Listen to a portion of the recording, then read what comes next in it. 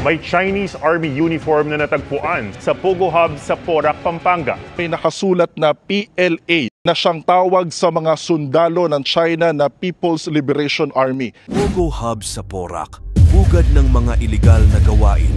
Pogo dapat na bang alisin sa Pilipinas? Sa mga nagdaang taon, naging popular ang mga Pogo sa Pilipinas. Kung tawagin ay Philippine Gaming Operator. Ito ay isang uri ng legal na pagsusugal online. Simula 2003 nang sila ay magsimulang dumami, ngunit ngayong taon lamang nabuksan sa publiko ang mga aligasyon ng ilegalidad at krimen na nangyayari sa loob ng mga compound nito. Partikular ang viral na Pogo Hub sa Bamban, Tarlac na di umano'y protektado at pagmamayari ni Mayor Alice Guo. Ngunit sa latest episode ng KMJS, lumalabas na 60 Pogo lamang ang may lisensya na mag-operate taliwas sa mahigit kumulang 200 na Pogo na matatagpuan sa Pilipinas. Upang maimbestigahan ng sitwasyon, naglakbay ang kanilang team papuntang Porac, Pampanga upang bisitahin ang binansagang most notorious illegal Pogo scam farm sa bansa. Ano-ano ang nakita sa ni-raid na Pogo Hub sa Porac? Bakit nananatili ang ganitong negosyo sa bansa? Panahon na ba upang alisan ng permit ang mga Pogo sa Pilipinas? Yan ang ating aalamin.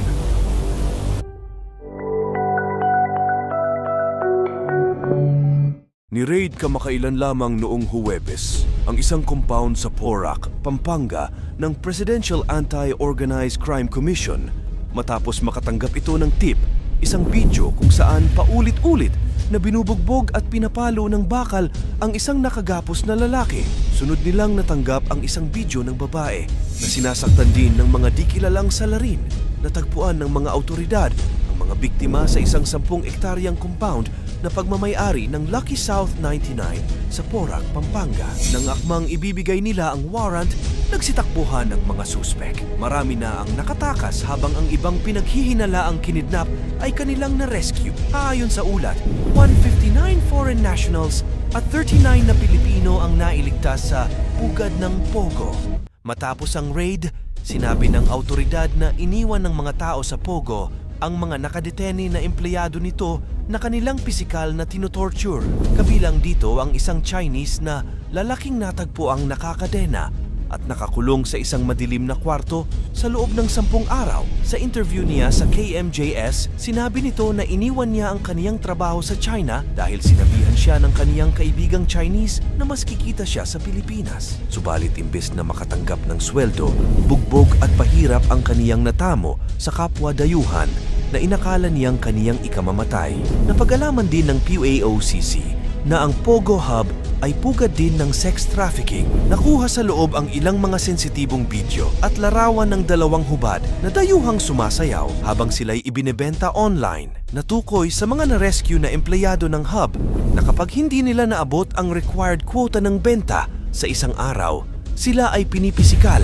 Kapag ang isang dayuhan naman na nagsusugal sa mga casinos, doon ay hindi nakapagbayad, sila ay ibinebenta sa mga Pogo farms upang magtrabaho sa scam operations nito. Isa pang Pogo sa Porac ang ni-raid noong Sabado kung saan na-recover ang mga pera, alahas at pinagsususpetsahang ilegal na droga. Balde-balding pera na nagkakahalaga ng 600,000 pesos, mga alahas at 10 sachet ng hinihinalang shabu ang nakuha sa 7 building na pagmamayari din ng Lucky South 99. Nakuha din sa search ang mga computer, cellphones at torture devices na ginagamit upang saktan ang mga empleyado nito, dayuhan man o Pilipino. Pasado alas 11 ng gabi, natapos ang raid, ngunit magbabalik sila sa Linggo upang hanapin ang mga biktima at mahuli ang mga suspek na nasa loob pa ng mga building. Balak i-raid ng autoridad ang humigit kumulang 40 building sa compound sa Porac, nakatabi lang ng Lucky South 99. Masama o mabuti, bunsod ng mga pasunod-sunod na mga raid sa Pogo sa bansa. Ilang mambabatas na ang nagtutulak na iban ang negosyong ito sa Pilipinas dahil sa mga krimeng kinasasangkutan nito, partikular ang scam operations at human trafficking.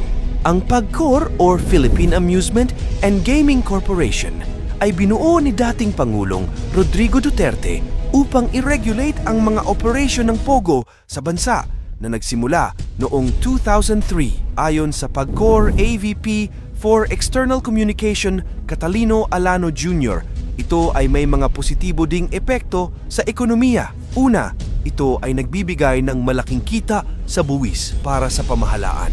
Ang mga buwis mula sa POGO operators at kanilang mga empleyado ay maaaring magamit para sa iba't ibang proyektong pang-infrastruktura at serbisyong pampubliko. Pangalawa, ang POGO ay nagdadala din ng mga oportunidad sa trabaho para sa mga Pilipino, kabilang ang mga posisyon sa IT, customer service, at mga administrative roles. Pangatlo, ang mga POGO operators ay nag-i-invest sa real estate, nagpapalakas ng sektor ng upa at tumutulong sa paglago ng industriya ng hospitality at retail. At pang-apat, ang presensya ng POGO ay nagtutulak ng paggamit at pagpapalawak ng teknolohiya sa bansa na maaaring magdulot ng mga benepisyo sa iba't ibang sektor. Ngunit naniniwala si Senador Risa Hontiveros at Senador Win Gatchalian na mas malaki ang negatibong epekto ng POGO sa bansa. Una, maraming ulat ng krimen na may kinalaman sa POGO, kabilang ang human trafficking, kidnapping, at iba't ibang uri ng pagsasamantala. Nagiging banta rin ito sa seguridad ng bansa. Pangalawa, ang industriya ng sugal ay kadalasang may kaakibat ng mga isyu sa moralidad. Ang paglaganap ng sugal ay maaaring magdulot ng adiksyon at iba pang negatibong epekto sa lipunan. Pangatlo, ang ilang POGO companies ay mas pinipiling kumuha ng mga dayuhang empleyado kaysa sa mga lokal na nagdudulot ng hindi pantay na benepisyo sa mga Pilipino. Pang-apat, ang pagtaas ng demand para sa mga upahan ng POGO operators ay nagpapataas ng presyo ng mga paupahan na nagiging sanhi ng hirap para sa mga lokal na residente na makahanap ng abot-kayang tirahan. Panglima, dahil sa pagdagsa ng mga dayuhang manggagawa, may epekto ito sa pagtaas ng presyo ng mga bilihin at serbisyo na nagpapahirap sa mga lokal na residente.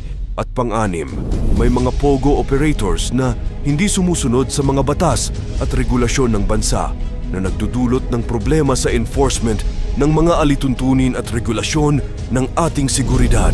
Ang Philippine Offshore Gaming Operators, POGO, ay isang uri ng legal na pagsusugal online na naging popular sa Pilipinas mula noong 2003. Gayunpaman, kamakailan lamang ay nabunyag ang mga alegasyon ng ilegalidad at krimen sa mga POGO hub, partikular sa Porac, Pampanga. Sa kabila ng mga benepisyo ng POGO sa ekonomiya ng Pilipinas, ang mga sunod-sunod na insidente ng krimen at ilegal na gawain na kinasasangkutan ng mga POGO hub ay nagdulot ng seryosong pag-aalala sa seguridad at moralidad ng lipunan.